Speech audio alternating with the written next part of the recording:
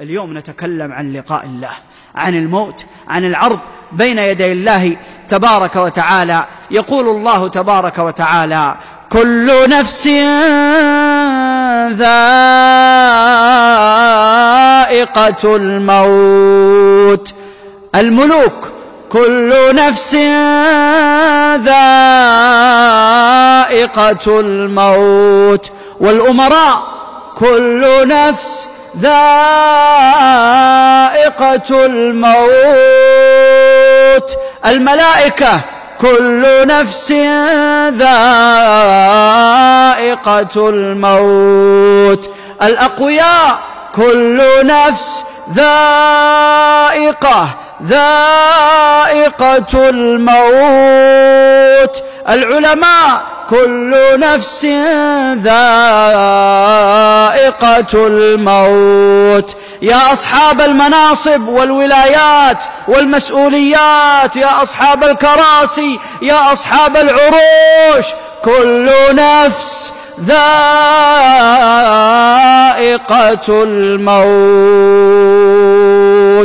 الموت حقيقة، وسوف نتجرع الموت وكرب الموت وصعوبة الموت. الموت ما هو للعصاة، الموت للكل. إذا تكلمنا عن الموت لا نظن أن الموت لشارب خمر، لا نريد أن نخوف بالموت زاني زنى أو عاصي عصى، نريد كلنا نتذكر الموت. الملك يموت، والأمير يموت، والإمام يموت، والخطيب يموت، والعالم يموت، والمفتي يموت، والأنبياء ماتوا، والصحابة ماتوا، والعلماء يموتون، والدعاء يموتون، الكل يموت. أنا أموت وأنت تموت، كل نفس ذائقة الموت. وبعدين انتهينا؟ لا يا أخوان الكرام، بعد الموت المواقف التي ننتظرها، سامحوني كلنا غافلين إلا من رحم الله. نسيناها والله، نسيناها والله.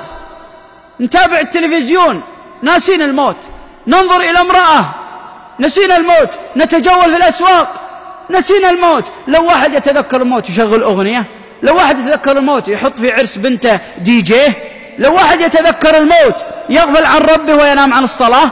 الموت ثم تردون إلى عالم، ما قال تردون إلى جبار. الله ما يبغى فقط يخوفنا بالموت، لا، يبغى ينبهنا. ثم تردون، اسمعوا يا ملوك ويا أمراء ويا وزراء ويا علماء ويا أهل الإفتاء ويا أهل الدعوة ويا مصلي ويا تارك الصلاة ويا ولي ويا فاجر ويا مسلم ويا كافر، ثم تردون إلى عالم الغيب والشهادة فينبئكم بما كنتم تعملون. لو شاب نظر إلى امرأة في وسط سوق يتلذذ بالنظر الحرام، لو تذكر أنه أمام الله الآن والله يذكر بهذه النظرة. تلك الفتاة التي نزلت إلى السوق ولم تلبس الحجاب الكامل، لو تذكرت أنها الآن أمام الله والله يسألها. ذلك الداعية الذي فتر عن الدعوة لو تذكر أنه الآن أمام الله وأن الله عن الدعوة يسائله. يوم تجثو كل أمة في دياجير الملمة للسؤال عن المهمة، هل أجبتم الرسول؟ يومها ماذا نقول عندما نقف بين يدي ملك الملوك جل وعلا؟ الموت كأس وكل الناس شاربه، الموت باب وكل الناس داخله، فيا ليت شعري بعد الباب ما الدار. جنة أم نار، فوز أو خسارة، عزة أو مذلة، تقدم أو تأخر، علو أو دنو، نسأل الله أن يلطف بأحوالنا. يقول الله تبارك وتعالى: وتأملوا قل إن الموت الذي تفرون منه. حنا الحين في محاضرة عن الموت، والله إنها هاربين من الموت. أنا وأنتم هاربين من الموت، ما نبغاه، وحنا في محاضرة الموت، فكيف ونحن في دنيانا، في شهواتنا، في أسواقنا، أمام شاشاتنا، أمام كمبيوتراتنا، شو نسوي إذا نحن في المحاضرة وخايفين من الموت؟ أجل كيف يا أخوة الكرام في دنيانا؟ قل إن الموت الذي تفرون منه فإنه ملاقيكم. الله عز وجل يقول وين تهربون من الموت؟ الموت قدامك، يلقاك ما يلحق وراك، أنت تأتي إلى يومك، أنت تصل بنفسك إلى ميعادك.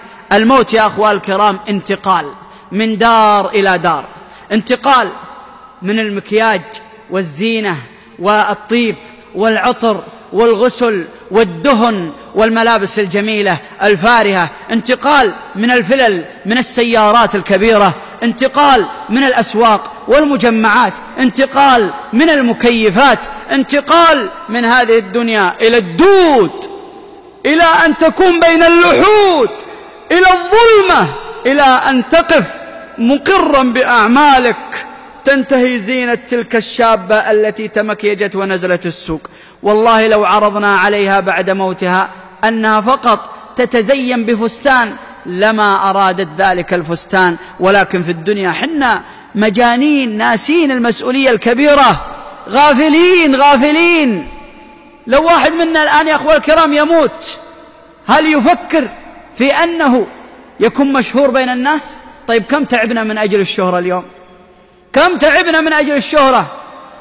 ناس تغرد في تويتر حتى تشتهر، وناس فاتحين في الفيسبوك حتى يشتهرون، وناس فتحوا مواقع في الانترنت عشان الشهرة، وناس لبسوا ملابس معينة ودخلوا فيها المساجد حتى يشتهرون.